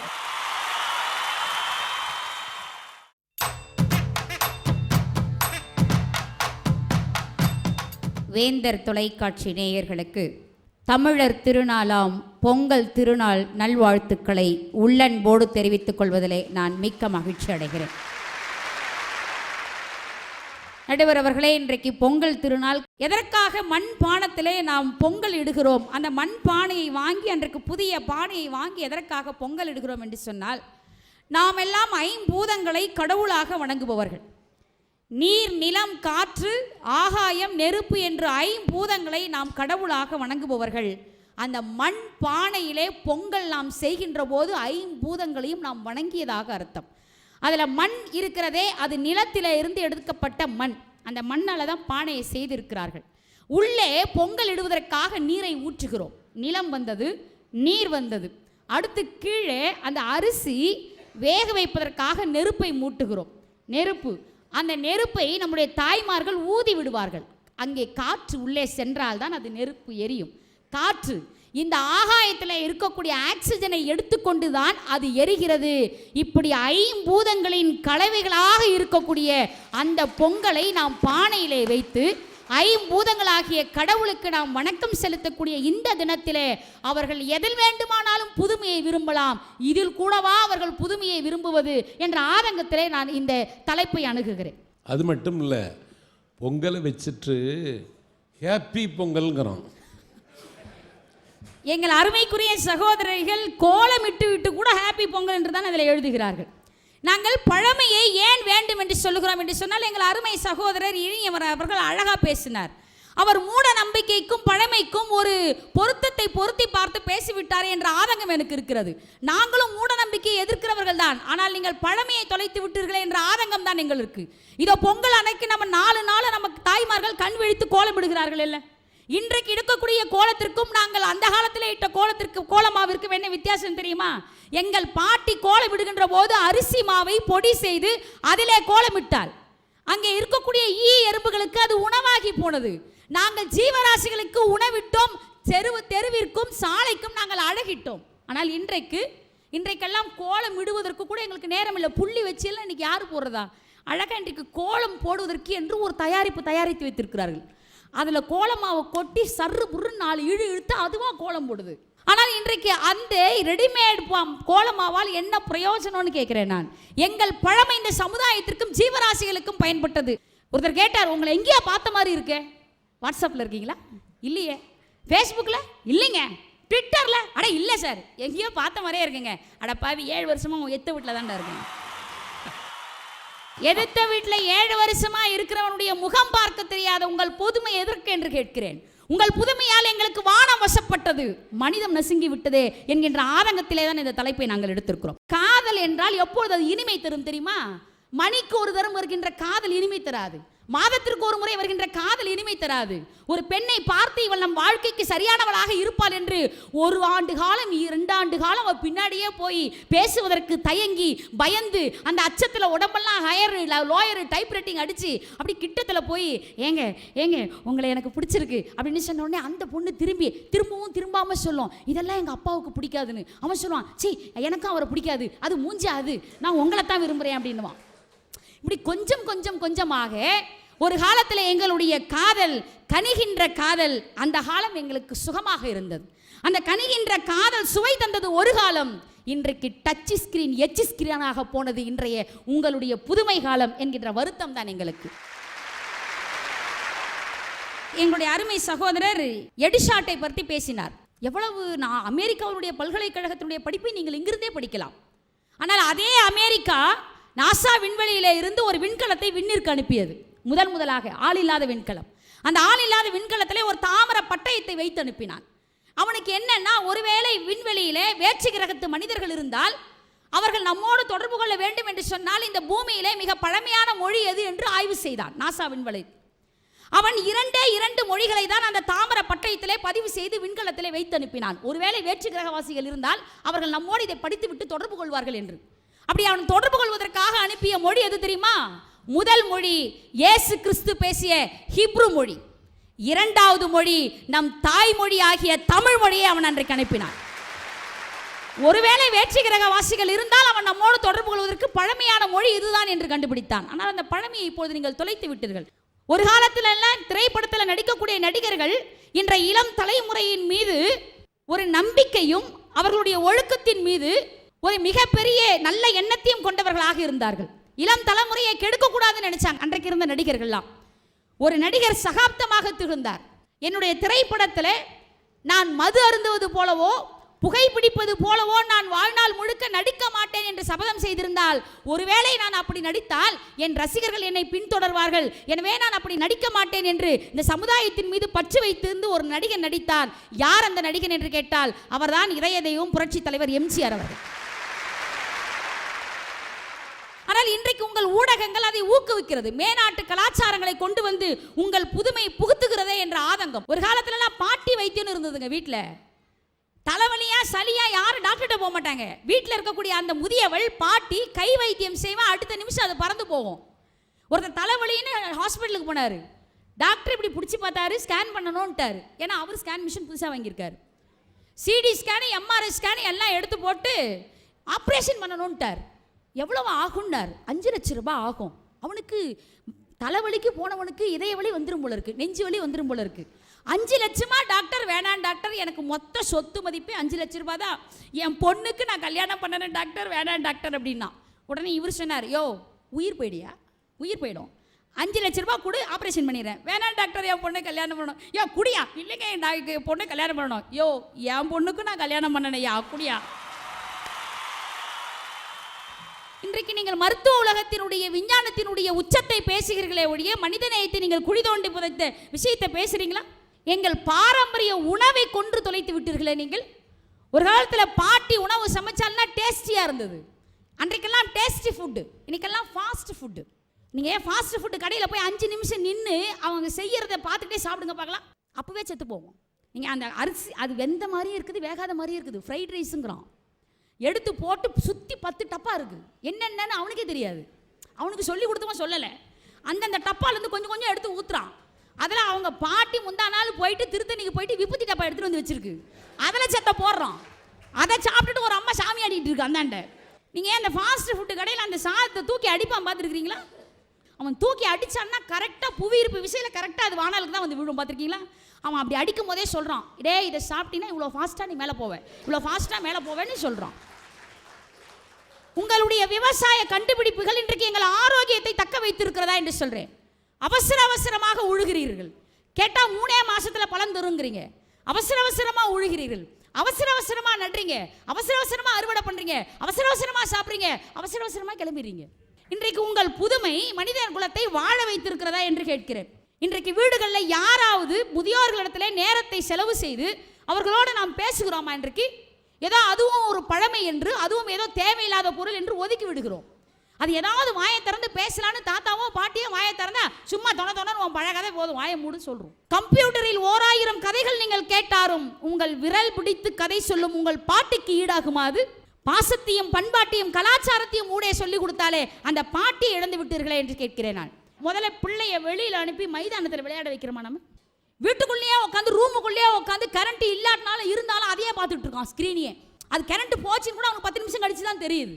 மைதானத்தில் என் பிள்ளைகள் 10 பிள்ளைகளோடு சேர்ந்து விளையாடுகின்ற போது அவனை அறியாமலேயே பல நல்ல பண்புகளை அவன் கற்றுக்கொண்டான். விட்டு கொடுத்தான், கீழே விழுந்த தோழனை தூக்கி நிறுத்தினான், உதவிகரம் செய்தான், தான் தின்பதற்காக எடுத்து சென்ற தின்பண்டத்தை எல்லோருக்கும் கொடுத்து மகிழ்ந்தான். இப்படி விளையாடுகின்ற போதே பண்பாட்டையும் கலாச்சாரத்தையும் நல்ல எண்ணங்களையும் ஊட்டி வளர்த்த எங்கள் விளையாட்டுகளை நீங்கள் தொலைத்துவிட்டு கம்ப்யூட்டரில் உட்கார்ந்து கொண்டு இன்றைக்கு உங்களுக்கு அது ஸ்கிரீனை பார்த்துக்கிட்டே கண்ணை தொலைத்து விட்டீர்கள். உட்கார்ந்து முதுகுதண்டை தொலைத்து விட்டீர்கள். உங்கள் புத்தி தீவிரவாதத்தையும் பயங்கரவாதத்தையும் உங்கள் புத்திக்குள்ளே புகுத்திக் கொள்கிறீர்கள் என்று சொன்னால் அதன் பெயர் விளையாட்டல்ல, அது வினை. நம்முடைய பழமை அது என்றைக்குமே நம்முடைய பண்பாட்டையும் கலாச்சாரத்தையும் பறைசாற்றக்கூடிய சின்னங்களாக இருக்கக்கூடியது. அதை தயவு செய்து உங்கள் புதுமை என்கின்ற பெயரால் புதைகுழியில் அதை புதைத்து விடாதீர்கள் என்ற வேண்டுகோளை வைத்து பொங்கல் திருநாள் வாழ்த்துக்களை மீண்டும் ஒரு முறை உங்களுக்கு சமர்ப்பணமாக்கி விடைபெறுகிறேன். நன்றி, வணக்கம். பொங்கல் மகிமை குறித்து தங்கை எழிலரசி தான் சொன்னாள். பாட்டி வைத்தியம் காணாமல் போனது மட்டுமல்ல, பாட்டியும் காணாமல் போய்விட்டாள். பேத்தி கவிதா ஜெகவர் என்ன சொல்ல வருகிறார் என்று பார்ப்போம். பழையன கழிதலும் புதியன புகுதலுமாய் தொடங்கும் இந்த தைத்திருநாளில் வேந்தர் தொலைக்காட்சி நேயர்கள் அத்துணை பேருக்கும் என் அன்பின் இனிய தைப்பொங்கல் நல்வாழ்த்துக்களை தெரிவித்துக் கொள்கிறேன். பொங்கல் அன்னைக்கு என்ன செய்வாங்களாம், வீட்டு வாசலில் வந்து சாணி வச்சு தொளிப்பாங்களாம். தொளிச்சிட்டு இந்த பச்சரிசி மாவெல்லாம் வச்சு கோலம் போடுவாங்களாம். எதுக்கு தெரியுமா? ஈ, எறும்பு, வண்டு, இந்த சிட்டுக்குருவியெல்லாம் அதை சாப்பிட்டு ரொம்ப ஹெல்த்தியாக இருக்குமா. ஆனால் வீட்டுக்குள்ளே என்ன சமைப்பாங்க தெரியுமா? கோலம் போட்டு உள்ளே போய் mutton biryani, chicken 65, fish fry, Manchurian இன்னும் வரல. மத்தியானம் இந்த ஃபிஷ்ஷு மஞ்சூரியன் இன்னும் வரல. என்னங்க உயிர் நேயம் பேசுகின்ற நீங்கள் வண்டையும் ஈயையும் காப்பாற்றுவீர்கள், மட்டனையும் சிக்கனையும் சாப்பிடுவீங்களா? இப்படித்தான் பழமையை புரிந்து கொள்ளாமல் இவர்கள் பழமை பேசுகிறேன் என்ற வேகத்தில் புதுமையை தூக்கி தொலைத்து கொண்டு இருக்கிறீர்கள். மாமாட்ட கேட்டேன், எழிலக்கா மாப்பிள்ளைட்ட, மாமா பிசாசு வந்திருக்கு பாருங்க நல்லா இருக்கு அப்படின்னு. அவர் சொன்னார், இந்த பிசாசு 20 வருஷத்துக்கு முன்னாடியே வந்துருச்சு, அதான் தினம் பார்த்துட்டு இருக்கிறேன், அது கூட தான் வாழ்ந்துட்டு இருக்கேன், அப்படி ஒன்றும் நல்லா இல்லை அப்படின்னாரு. தமிழ் வேண்டாம்னு நாங்கள் சொல்லலை, தமிழ் மொழி வேண்டாம் என்று நாங்கள் சொல்லவில்லை. ஓலைச்சுவடியில் இருக்கின்ற நம்முடைய தமிழை இன்டர்நெட்டில் இலக்கியத்தை கொண்டு சென்று உலக அளவில் கொடுங்கள் என்று தான் சொல்லுகிறோம். தமிழ் தாயின் பாதங்களில் சிலம்பு இருக்கிறது, கைகளில் வளையாபதி இருக்கிறது, இடையில் மேகலை இருக்கிறது, கழுத்தில் சீவக சிந்தாமணி இருக்கிறது. அவளுடைய சிரசில் கம்ப்யூட்டர் என்கின்ற மணி மகுடத்தை சூட்டுங்கள், உலகத்தில் இருக்கிற எல்லாவனுக்கும் தெரியட்டுங்க தமிழன் என்று ஒருவன் இருக்கிறான் என்பதை அவன் புரிந்து கொள்ளட்டும். இந்த அறிவியலை பயன்படுத்தி கொண்டு உங்கள் தமிழை வளருங்கள் என்று தானே சொல்லுகிறோம். ஏன் இப்படி கொலவெறி பிடிச்சு அலைகிறீங்க மாற்றி மாற்றி 2 பேரும்? உழவர்களை நாங்கள் ஏமாற்றவில்லை. நீங்கள் ஒரு காலத்தில் யோசித்து பாருங்கள், அறிவியல் வளராத காலத்தில் உழவர்கள் எவ்வளவு சிரமப்பட்டார்கள் தெரியுமா? 1 ஏக்கர் நிலத்துக்கு 5 மூடை நெல்லை விளைவிப்பதற்கு அவன் சத்து சுண்ணாமா போவான். 1 மூடை நெல் 150 ரூபாய் தாண்டுவதற்கு எத்தனை நூற்றாண்டு கடந்தது தெரியுமா? இன்னைக்கு அறிவியலும் புதுமையும் வந்த பிறகு 1 ஏக்கர் நிலத்தில் 50 மூட்டை நெல் வருகிறது, 1 மூடை நெல் 1500 ரூபாய்க்கு விற்கிறது என்றால், பால் என கேட்போருக்கு பால் தருவோம், பசும் கூழ் என கேட்பவருக்கு சோறிடுவோம் என்று கண்ணதாசன் சொன்ன வார்த்தையை நிறைவேற்றி தந்தது எங்களுடைய புதுமை இல்லையா? ஃபேஸ்புக் மேலே உங்களை என்னங்க கோபம்? இந்த ஃபேஸ் எவ்வளோ அழகாக அந்த ஃபேஸ்புக்கு கொண்டு போகுது உலகமெல்லாம். ஃபேஸ்புக்கில் முந்தா நாள் என்னுடைய நண்பர் மதுரையை சேர்ந்தவர் ஒரு ஸ்டேட்டஸ் போட்டிருந்தாருங்க. கண் பார்வையற்ற இந்த சகோதரர்களுக்கு பரீட்சை எழுதித்தர யாராவது தயாராக இருக்கிறீர்களா? கீழ்காணுகின்ற இந்த டெலிஃபோன் நம்பருக்கு கால் செய்யுங்கள் சொன்ன உடனே கடன்னு 80 பேர் கமெண்ட் போட்டிருக்காங்க. நான் வரேன் 8ஆம் தேதி நான் வரேன், 9ஆம் தேதி நான் வரேன்னு இந்த தமிழகத்தில் இருக்கிற அத்துணை பேரும் கிளம்பி போய் அவர்களுக்கு உதவுகிறார்கள் என்றால், ஃபேஸ்புக்கை பார்வை இல்லாதவன் கூட பார்த்து கொண்டு இருக்கிறான் ஐயா. அதுதாங்க புதுமை. நாங்கள் பழமையை எதிர்க்கவில்லை, நாங்கள் பழமையை ஒதுக்கவில்லை, நாங்கள் அதை தூக்கி எறியவில்லை. பழமை என்பது வெறும் ஏட்டோடு முடிந்து போய்விடக்கூடாது, அது இந்த நாட்டுக்கு வரணும்னு சொல்கிறோம். அணுவிற்கு அணுவாய், அப்பாலுக்கு அப்பாலாய், கணுமுற்றி நின்ற கருப்புள்ளை காட்டி என்று அணுவை ஏட்டோடு நிறுத்தினால் எங்கள் அவ்வை பாட்டி, அதை ஐன்ஸ்டீன் நாட்டுக்கு கொண்டு வந்தான் இல்லையா, அது புதுமை என்று சொல்லுகிறோம். வளவன் ஏறா வான ஊர்தி என்று இலக்கியம் சொன்னது பழமை, அதை ராக்கெட்டா கண்டுபிடிச்சு விட்டோம் பார்த்தீங்களா, அது புதுமை. இதயத்தை உனக்கு தருகிறேன் என்று காதல் பேசியது பழமை, இதயத்தையே இன்னொரு உயிருக்கு மாற்றி தந்தோம் பார்த்தீர்களா, அது புதுமை. சிவனுக்கு கண்ணை அப்பி வைத்தான் என்று புராணம் பேசினோமே, அது பழமை. இன்னொரு மனிதனுக்கே கண்ணை எடுத்து கொடுத்தோம் இல்லையா, இது புதுமை. காசிக்கு போனா கரு உண்டாகும் என்கின்ற காலம் மாறி போச்சு, ஊசிய போட்டா உண்டாகும் என்கின்ற உண்மை தெரிஞ்சு போச்சு என்று சொன்னானே, இது புதுமைங்க. கோவில் வேண்டாம் என்று நாங்கள் சொல்லவில்லை, மீடியேட்டராக ஒரு உண்டியல் வேண்டாம் என்று தான் சொல்லுகிறோம். சாமி வேண்டாம் என்று சொல்லவில்லை, சாமியார் வேண்டாம் என்று தான் சொல்லுகிறோம். நீங்கள் ஏன் புதுமையை இவ்வளவு வெறுக்கிறீர்கள்? பழமை என்கின்ற பாட்டியை நாங்கள் நேசிக்கிறோம், ஆனால் அதற்காக புதுமை என்கின்ற பேரப்பிள்ளைகளை கழுத்தை நெரிப்பதைத்தான் எங்களால் ஏற்றுக்கொள்ள முடியவில்லை. 250 ஆண்டுகளாக ஆங்கிலேயருக்கு நம்ம அடிமையா இருந்தோம். என்ன காரணம்? நம்மகிட்ட வீரம் இல்லையா, நம்மகிட்ட கம்பீரம் இல்லையா, நம்மகிட்ட ஒற்றுமை இல்லையா, நம்மிடம் வேகம் இல்லையா? ஒன்றே ஒன்று இல்லை, புதுமை இல்லை, அறிவியல் இல்லை, விஞ்ஞானம் இல்லை, புதுமையை ஏற்றுக்கொள்ளக்கூடிய பக்குவம் கூட இல்லாததால் தான் 200 வருடங்களுக்கு மேலாக ஆங்கிலேயரிடம் நாம் அடிமைப்பட்டு கிடந்தோம். இன்னைக்கு 120 கோடி மக்கள் தொகையை பெருக்கிட்டோம், ஆனால் 53% பேருக்கு அடிப்படை கல்வி அறிவு இல்லை. இதை மாற்ற முடிகிறதா?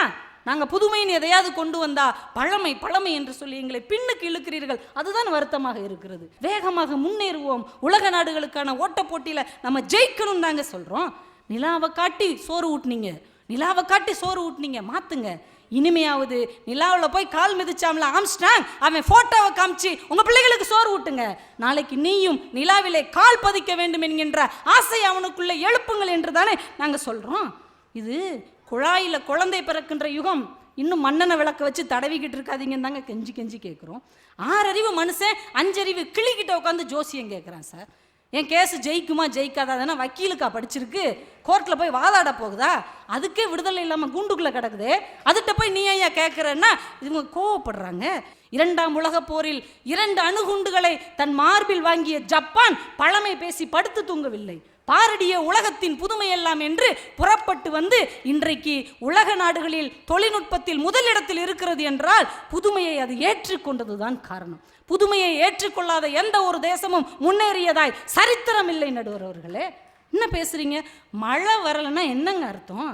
மழை வரலன்னா என்ன அர்த்தம்? மரம் வைங்கயா, மரக்கன்றுகள் நடுங்க, மழை வரும்னு புதுமை தளதலையாக அடிக்குது. இவங்க மழை வரலன்னா கழுதைக்கும் கல்யாணம் பண்ணி வைக்கிறாங்க. மனுஷங்களுக்கு கல்யாணம் பண்ணி வைக்கிறதுக்கு வக்கில்லாமல் நம்ம தெருவில் சுற்றிக்கிட்டு இருக்கோம். கழுதைக்கும் ஏன் சிங்கத்துக்கும் கல்யாணம் பண்ணி வை, புலிக்கும் கல்யாணம் பண்ணி வை, கடிச்சு விடும்ல. ஊருக்கு கிளச்சவன் பிள்ளையார் கோயில் ஆண்டின்ட்டு எங்கிட்ட சுற்றிக்கிட்டு இருக்கிற கழுதையை பிடிச்சி கல்யாணம் பண்ணி வச்சு அதை கொடுமைப்படுத்தி இன்னும் நினச்சிட்டு இருக்கிறீங்க, எங்களுக்கு புரியலை. நடுவர்கள் இந்த அறிவியல் எவ்வளவு நல்ல விஷயங்களை கற்றுக் கொடுத்துருக்கிறது. ஒரு காலத்தில் துணி துவைக்கிறவன் ஒரு ஜாதி, அவன் துணி துவைச்சி தருவான், நம்ம துணியை தொட்டு துவைச்சி அயன் பண்ணி தருவான், ஆனால் அவனை தொட்டா தீட்டான் இல்லையா? யோசிச்சு பாருங்க. முகத்துக்கு சவரம் செஞ்சு விடுவானே அவன் தாழ்ந்த ஜாதி, அவன் நம்ம முகத்தை தொட்டு ஷேவ் பண்ணி விடுவானா, ஆனால் இன்னொரு நாளைக்கு அவனை தொட்டா அது தீட்டான். கழிப்பறை கழுகுகிறவன் ரொம்ப தாழ்ந்த சாதி என்று கேவலப்படுத்தி அவமானப்படுத்தி அவர்களை ஒதுக்கி இருந்தோம். இன்னைக்கு என்னாச்சு தெரியுமா? வீட்டுக்கு வாஷிங் மிஷின் வந்துருச்சு. வாஷிங் மிஷின் வந்ததிலிருந்து அந்த ஜாதி என்பது இல்லை, எல்லாருமே அந்த ஜாதி தான். ஷேவிங் ரேஷன் வந்ததுக்கப்புறம் முகச்சவரம் செய்பவன் என்கிற தனி ஜாதி இல்லை, எல்லாரும் அந்த ஜாதி தான். கழிப்பறை கழுவுவதற்கு அப்பாஸ் வராங்க எங்கள் வீட்டுக்கு. அப்பாஸ் வந்து சொல்கிறாரு, இதை ஊற்றி கக்கூசை கழுவுங்க அப்படிங்கிறாரு. இப்போ கொஞ்ச நாள் 2 அப்பாஸ் வர்றாங்க. 1க்கு 2 அப்பாஸ் வர்றாங்க அப்படின்னா எல்லாத்தையும் நல்லா சுத்தம் பண்ணுவோம் அப்படிங்கிறாங்க. இப்போ என்ன அர்த்தம்? இந்த அறிவியல் வளர வளர பழமைகள் ஓடி போகிறது, ஜாதிகள் ஒளிந்து போகிறது, மதங்கள் மாறி போகிறது என்கின்ற காரணத்தினால் நடுவர் அவர்களே, புதுமை என்பது புரட்சிகளை செய்யக்கூடியது, புதுமை என்பது புத்துலகத்தை படைக்கக்கூடியது, புதுமை என்பது புதிய மானுடத்தை உருவாக்கக்கூடியது என்று சொல்லி இதுவரை அரிசி பொங்கல் வைத்தோம், இனிமேல் அறிவியல் பொங்கல் வைப்போம், புதுமை பொங்கல் படைப்போம் என்று கூறி வாய்ப்புக்கு நன்றி கூறி விடைபெறுகிறேன். நன்றி, வணக்கம். எனக்கு நானே சவரம் செய்து கொள்ளுகிறேன், என்னுடைய துணியை நானே செலவை செய்து கொள்ளுகிறேன், என்னுடைய கழிவறையை நானே சுத்தம் செய்கின்றேன். புதுமை இன்றைக்கு என்ன செய்திருக்கிறது என்றால், சாதி என்கிற சனியனை, அந்த சாய்த்தானை அது இன்றைக்கு சாகடித்திருக்கிறது என்று கவிதா பேசிய பேச்சு புதுமையின் உச்சம். இன்னும் மிச்சம் இருப்பது பேராசிரியர் ராஜதுரை. அவர் வருகிறார், அவரை வரவேற்கின்றேன். இல்லை, ஒத்த மார்க் எடுத்துட்டு சிரிக்கல, வெக்கமா இல்லை? அவன் சொல்கிறான், போட்டா உமக்கே வெக்கம் இல்லை, நான் இதுக்கு வெக்கப்படுத்தும். பொங்கல் திருநாள் என்பது நம்முடைய பண்பாட்டடையாளத்தை மீட்டெடுக்கிற திருநாள்.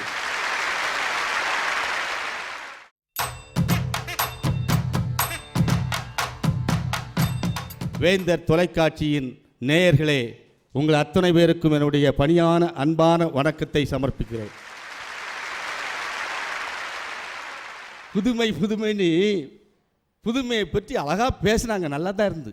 நானும் பரீட்சை பேப்பர் திருத்தி கொடுத்தேன்.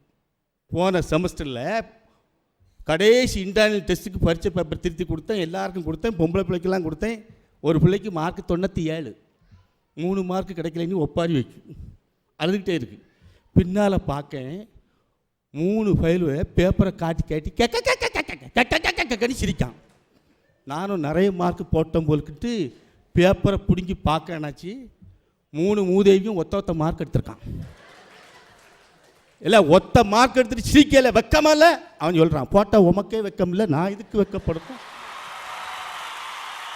நீங்கள் சிரிக்கிறீ, எனக்கு சிரிப்பாக வரவங்க நெஞ்சு வெடிக்கிற மாதிரி இருந்து கோபத்தில் சொன்னேன். இல்லை, உனக்கெல்லாம் பாடம் நடத்துகிறத விட 4 தெருவில் பிச்சை எடுத்து பிழைக்கலாம்னு என்ன.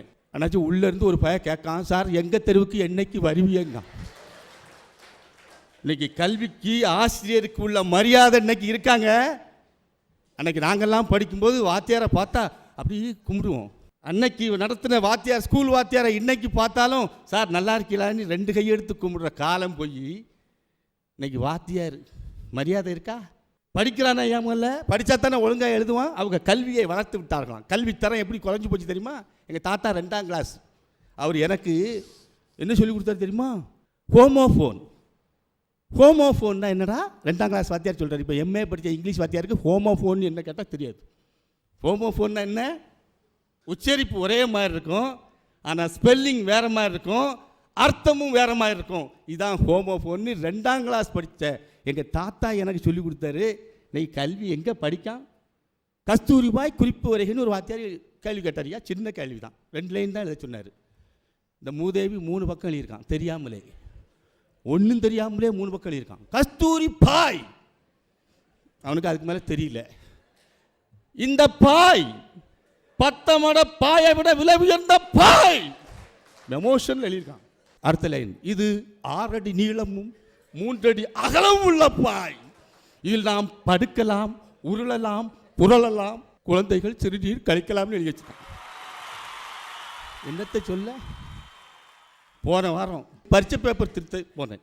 ஒரு சண்டாள பாவி 78 பக்கம் எழுதியிருக்கான்னாச்சு. தூக்க முடியல, என்னடா வரமாட்டேங்க, தூக்குறேன், இழுத்து எடுக்க. என்ன எழுதியிருக்கான் தெரியுமா? மொதல் பக்கம் பார்க்க, மேலேருந்தே பார்க்க ஒன்றும் இல்லை, கீழே வாரேன், எழுதியிருக்கான் திருப்புக.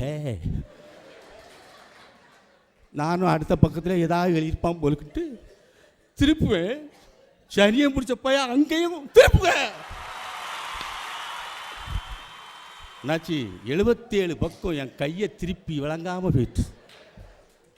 சரி, கடைசி பக்கத்துலையாவது ஏதாவது இருக்குமான்னு பார்க்க என் மேலே பரிதாபப்பட்டு எழுதியிருக்கான்.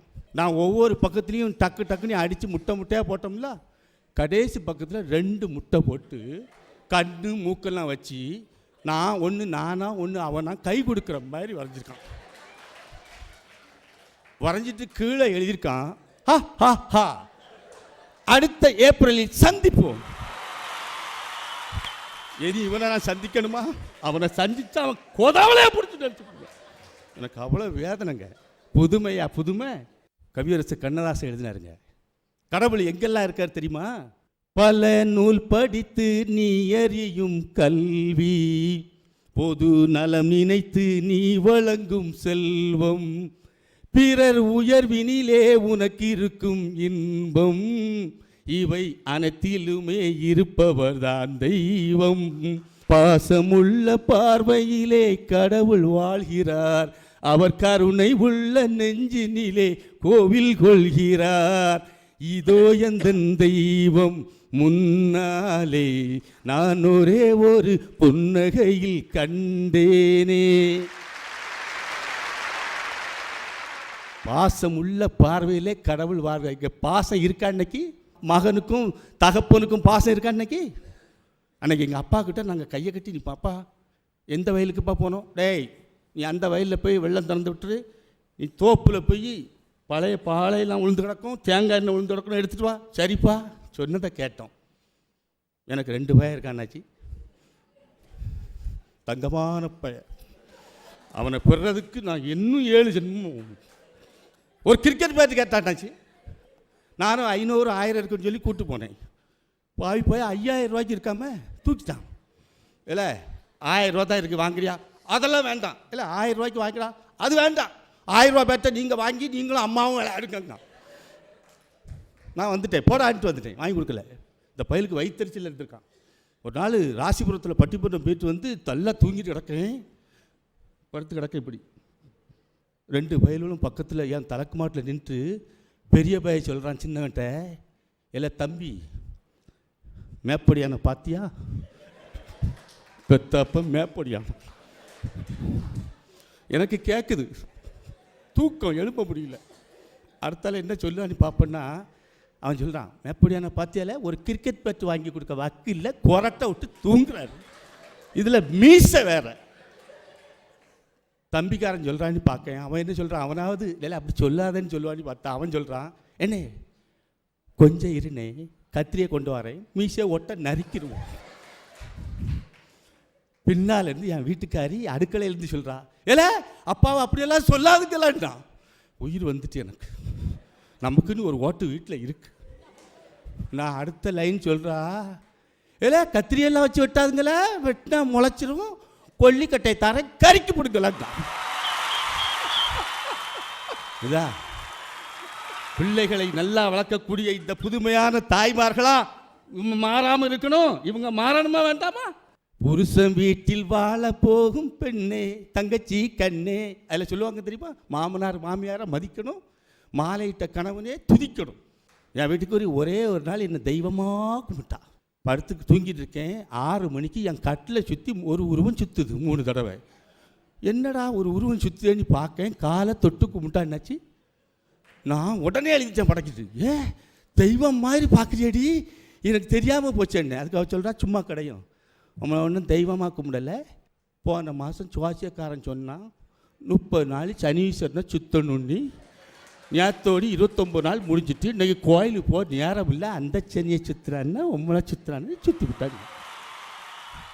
உறவுகள் இன்னைக்கு இல்லையே, அண்ணன் தம்பி உறவுகள் அழிஞ்சு போச்சங்க.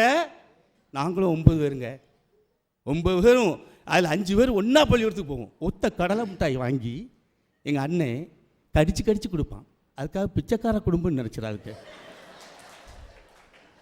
பாசத்தை பிச்சு பிச்சு கொடுக்குற குடும்பங்க. அண்ணன் கடிச்சு கொடுப்பான், அதில் பாசம்தான் தெரிஞ்சுது, எச்சி தெரியல, தின்னுக்கிட்டே போவோம். அண்ணன் தம்பி பாசமாக இருந்தமே, இன்னைக்கு குடும்பங்கள் பாசம் உள்ள குடும்பமாக இருக்கா?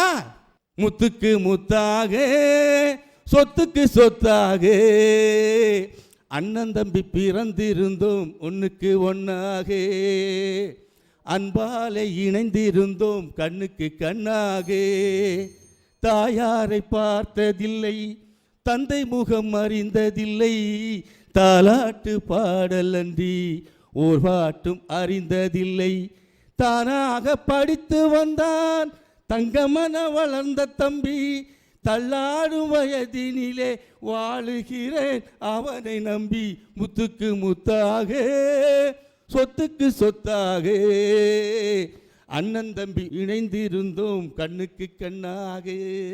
இப்படி பாசமாக இருந்த அந்த அன்பு இல்லை, கருணை இல்லை, நன்றி இல்லை, ஆசை, கோபம், களவு இதுதான் இன்று இருக்கிறது என்பதால் மாற்ற வேண்டியது, மாற வேண்டியது புதுமையே புதுமையே என்று கூறி மீண்டும் ஒரு முறை பொங்கல் திருநாள் வாழ்த்துக்களை தெரிவித்துக் கொண்டு நன்றியோடு அமைகிறேன். நன்றி, வணக்கம். பட்டிமன்றத்தினுடைய விவாதம் முடிந்து விட்டது. பழமை என்கிற பெயரால் 10ஆம் பசலித்தனத்திற்கு பல்லக்கு தூக்குகிற பாவத்தை கூச்சமில்லாமல் செய்கிறார்கள். இன்றைக்கும் மழை பெய்யவில்லை என்றால் ஒரு வயலின் வித்துவான் குளத்தில் நின்று கொண்டு வயலின் வாசிக்கிறான். ஆனால் வெளிநாட்டில் மழை பெய்யவில்லை என்றால் அயோடைட் என்று சொல்லக்கூடிய ஆசிட்டை வானத்தில் தூவுகிறான், அங்கே மழை பொழிகிறது. இவன் குளத்தில் நின்று கொண்டு வயலின் வாசிக்கிறான், மழை பொழியவில்லை, வாசித்தவனை இன்றைக்கு காணவில்லை. ஆகவே மழை பெய்யவில்லை என்றால் கழுதைக்கும் கல்யாணம் வைத்துக் கொள்கிற ஒரு சடங்கை கூச்ச நாச்சமில்லாமல் இந்த நவீன காலத்தில் இன்றைக்கும் அரங்கேற்றுகிறவர்கள் இந்த மண்ணில் இருக்கத்தான் செய்கிறார்கள். இந்த பழமைக்குத்தான் நாம் முடிவு கட்ட வேண்டுமே தவிர நம்முடைய பாரம்பரியமான பெருமைக்குரிய அடையாளங்களுக்கு நாம் முடிவு கட்டிவிடக்கூடாது. எதையும் எதற்காக ஏன் என்று கேள். 2000 ஆண்டுகளுக்கு முன்னால் ஏதென்ஸ் நகரத்தின் வீதியிலே நின்று கொண்டு நோ தை செல்ஃப், உன்னை நீ எண்ணிப்பார் என்று உரக்கச் சொன்னான். அப்படி அவன் உரக்கச் சொன்னான் என்கிற காரணத்திற்காக அன்றைக்கு அவனுக்கு ஏதென்ஸ் நீதிமன்றத்தில் அவனுக்கு அன்றைக்கு மரண தண்டனை கொடுத்தார்கள். அந்த மரண தண்டனை விதிக்கப்பட்டதற்கு பிறகு அந்த சாக்ரட்டீஸ் என்கிற அந்த மகத்தான மனிதன் மரண தண்டனையை மனப்பூர்வமாக ஏற்றுக்கொண்டான். அந்த மரண தண்டனையை நிறைவேற்றுவதற்கு குவளை நிறைய நஞ்சு கொண்டு வருகிறான். வருகிறவன் பெயர் மெலிட்டஸ். அவன்தான் மெலிட்டஸ் என்று அவனுக்கு தெரியும். ஆனால் சிந்தனைக்கு இந்த நாட்டில் திருவிழா கண்ட மகத்தான சிந்தனையாளன் சாக்ரட்டீஸை நஞ்சு கொடுத்து கொல்வதற்கு சொல்லியிருக்கிறார்களே, இந்த நஞ்சை கொடுக்கக்கூடிய கொடுமையான பாவத்தை செய்வதற்கு நான் தூண்டப்பட்டிருக்கிறேன் என்று மெலிட்டஸை ஒரு குற்றமனப்பான்மை குத்தி கிழித்தது. ஆனால் அவனுடைய குற்றமனப்பான்மை குத்தி கிழிக்கிறது என்பதை சாக்ரட்டீஸ் புரிந்து கொண்டான். அவன் புரிந்து கொண்டான் என்பதை தெரிந்து கொண்ட மெலிட்டஸ் நாணி கோணி குவளை நஞ்சோடு சாக்ரட்டீஸ் அருகில் வந்த பொழுது, நீ நாணப்பட வேண்டாம், உனக்கு விதிக்கப்பட்ட கடமையை நீ செய்கிறாய், நான் சாக தயாராக இருக்கிறேன் என்று நஞ்சை வாங்கி சாக்ரட்டீஸ் அறிந்தினான். இதைத்தான் 2000 ஆண்டுகளுக்கு முன்னால் பெயர்கண்டும் நஞ்சுண்டு அமைவர் நயத்தக்க நாகரிகம் வேண்டுவர் என்று என் வள்ளுவன் சொன்னதை சாக்ரட்டீஸ் அன்றைக்கு வாழ்ந்து காட்டினான். அவன்தான் எதையும் எதற்காக ஏன் என்று கேளந்தான். அவன் சொன்னால் கேட்பது எப்படி என்று நீங்கள் யோசித்தால், அருட்பெரும் ஜோதி திருப்பெரும் கருணை என்று சொன்ன வடலூர் வள்ளலாரே கண்மூடி பழக்கங்களெல்லாம் மண்மூடி போக வேண்டும் என்று சொன்னார். வாடப்பல புரிந்து வாழ்வை விழலாக்கும் மூடப்பழக்கத்தை முட்டவரும் மாடுகளை வண்டியிலே பூட்டி சீர்திருத்த வந்த ஈடற்ற தோளா இளந்தோளா கண்ணுறங்கு கண்ணுறங்கென்று ஆண் குழந்தையை தாலாட்டினான் பாவேந்தன். பெண் குழந்தையை தொட்டிலில் போட்டு சாணிக்கு பொட்டிட்டு சாமி என்பார் செய்கைக்கு நாணிக் கண்ணுறங்கினி நகைத்திரி கண்ணுறங்கென்று தாலாட்டினான். ஆகவே மேனாட்டு புதுமைகளுக்கு ஈடாக சிந்தித்தவர்கள் இந்த நாட்டில் நிச்சயமாக இருந்தார்கள். ஆகவே பழமையாக இருந்தாலும் புதுமையாக இருந்தாலும் மானுடம் காயப்பட்டு விடக்கூடாது. இன்றைக்கு புதுமை வந்ததற்கு பிறகு என்ன ஆயிற்று? உலகம் முழுவதும் இன்றைக்கு போர்கள். நதிக்கரையிலே தான் எங்கள் நாகரிகம் வளர்ந்தது. இன்றைக்கு யூக்ரப்டிஸ் நதிக்கரையில் பிணங்கள் விழுந்து கொண்டிருக்கின்றன. பாக்தாத்து சூறையாடப்பட்டு விட்டது. அரண்மனைகளின் சொர்க்கம், அதன் பேர் ஆப்கானிஸ்தான், தரை மட்டமாக இன்றைக்கு தகர்ந்து கொண்டிருக்கிறது. காசா மலையில் இன்றைக்கு குண்டுகள் விழுந்து கொண்டிருக்கின்றன. நான் கேட்கிறேன், இவ்வளவு அறிவியல் ஆகாயத்திற்கு போனதற்கு பிறகும் மனித நாகரிகம் நொண்டுகிறது, மானுடம் இன்றைக்கு கண்ணீர் வடிக்கிறதே, இது அறிவியலுக்கும் புதுமைக்கும் அழகான அடையாளம்தானா என்பதை இந்த மன்றம் கேள்வி கேட்கத்தான் விரும்புகிறது. இடம் விட்டு இடம் பெயர்வதற்கு நேற்றைக்கு இருந்த நிலைமை இன்றைக்கு இல்லை. இன்றைக்கு கடலில் நீர்கிழித்து ஓடிக்கொண்டிருக்கிற கப்பல்களும் ஆகாயத்தில் பறந்து கொண்டிருக்கிற விமானங்களும் இன்றைக்கு எத்தனையோ புதுமைகளை இந்த பூவலுக்கு செய்து கொண்டிருக்கின்றன. கருவிகள் தான் இந்த மண்ணில் நம்முடைய சுமைகளை இன்றைக்கு பகிர்ந்து கொள்ளுகின்றன. கம்ப்யூட்டர் இல்லைன்னா இன்னைக்கு பேங்கில் நீங்கள் அக்கௌண்ட் ஓப்பன் பண்ணுறதுக்கு எவ்வளவு நேரம் ஆகும்? இவ்வளவு பெரிய 120 கோடி மக்கள் இருக்கிற ஜனத்தொகை இருக்கிற நாட்டில் பேங்க் டிரான்சாக்ஷனை நீங்கள் நினைத்த நேரத்தில் முடிப்பதற்கு இன்னைக்கு கம்ப்யூட்டர் இல்லைன்னா என்ன ஆகி இருக்கும்? ஒரு அரசாங்கத்தினுடைய நிர்வாகம் கண்மூடி கண் திறப்பதற்குள் நினைத்ததை நினைத்த நேரத்தில் முடிக்க வேண்டும் என்றால் இந்த கணினி கண்டுபிடிக்கப்படாமல் போயிருந்தால் நம்முடைய நிலைமை இன்றைக்கு என்ன ஆகியிருக்கும் என்று யோசிக்க வேண்டும். எனக்கு 2 தம்பி இருந்தான், 3.5 வயசுல இறந்துட்டான். ஒருவன் பேர் லெனின், ஒருவன் பேர் ககாரின். அவர்களுக்கு வந்த நோய் அன்னைக்கு டிப்தீரியா, தொண்டை அடைப்பான்னு பேர். இன்னைக்கு என்னாச்சு? டிப்தீரியாவுக்கு வேக்சினேஷன் வந்தாச்சு. இன்னைக்கு அம்மை நோய்க்கு வேக்சினேஷன் வந்தாச்சு. இன்னைக்கு இளம்பிள்ளை வாதத்திற்கு வேக்சினேஷன் வந்தாச்சு. ஆகவே விஞ்ஞானம் விந்தைகளை செய்கிறது. ஆனால் மனிதன் சுய ஒழுக்கத்தை இழந்த காரணத்தினால் இன்றைக்கு எபோலா வைரஸ் மனிதரை தாக்குகிறது. அறிவியலை ஆராதிக்கிற நேரத்தில், புதுமையை ஒப்புக்கொள்கிற சூழலில் நீ பண்பாட்டையும் நாகரிகத்தையும் காவு கொடுக்காமல் இருந்திருந்தால் உன்னை கொல்லுகிற நோய்களுக்கு நீ ஆளாகி இருக்க மாட்டாய். இத்தனை வந்ததற்கு பிறகும் cancer is not curable disease, cancer ஒரு நாளும் தீராதென்றார்கள். ஆனால் இன்றைக்கு இந்த primary stage, first stage, second stage என்று வந்துவிட்டால் இன்றைக்கு கேன்சர் நோயாளி கூட 25 ஆண்டு காலம் பூரணமாக இந்த மண்ணிலே ஆரோக்கியமாக இருக்க முடியும் என்று அறிவியல் நிரூபித்திருக்கிறது. நான் கண்ணீர் வடிக்கிறேன், கவலைப்படுகிறேன். இந்த மண்ணுக்கு தமிழ்நாடு என்று பெயர் சூட்டினானே எங்கள் அண்ணா, அன்றைக்கு அவர் புற்றுநோய் வந்து பாதித்த காலத்தில் இன்றைக்கு கண்டறிந்த மருந்துகள் அன்றைக்கு கண்டுபிடிக்கப்பட்டிருந்தால் அண்ணா இன்றைக்கும் இருந்திருப்பார். அன்னை தமிழகம் இதைவிட சுபீட்சமாக இருந்திருக்கும். ஆகவே புதுமையை நிராகரிக்கவே கூடாது. அதே நேரத்தில் பழமைக்கும் புதுமைக்கும் ஒரு மோதுதலும் ஒரு நெருக்கடியும் வராமல் நம்முடைய நாகரிகத்தை பாதுகாக்க வேண்டிய பெருபொறுப்பு இருக்கிறது. ஆகவே என்னிடத்தில் இருந்ததையெல்லாம் இழந்தோம். எல்லாம் இழந்ததற்கு பிறகு இன்னும் மிச்சம் இருப்பது எங்கள் பொங்கல் திருநாளை தவிர வேறு ஒன்றும் இல்லை. ஆகவே பழையன கழிதல் என்பதுதான் போகி, பழையன கழிதல் புதியன புகுதல் என்பது பொங்கல். பொங்கல் என்பது என்னுடைய நெஞ்சில் நம்பிக்கை நடவு செய்வது. பொங்கல் என்பது எனக்கு ஒரு நல்ல காலம் உண்டு என்கின்ற எதிர்பார்ப்பை நான் அடைகாத்துக் கொள்வது. பொங்கல் என்பது ஒளிமயமான வாழ்க்கை தமிழர்களுக்கு வசமாகும் என்று நம்புவது. ஆகவே பொங்கல் திருநாள் என்பது நம்முடைய பண்பாட்டடையாளத்தை மீட்டெடுக்கிற திருநாள்.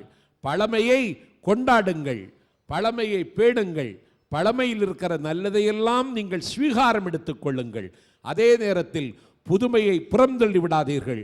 புதுமையினுடைய முதுகிலே ஆதிக்கம் செலுத்துவதற்கு தொடங்கிவிட்டால் இந்த உலகம் நெருக்கடியால் திணறும்.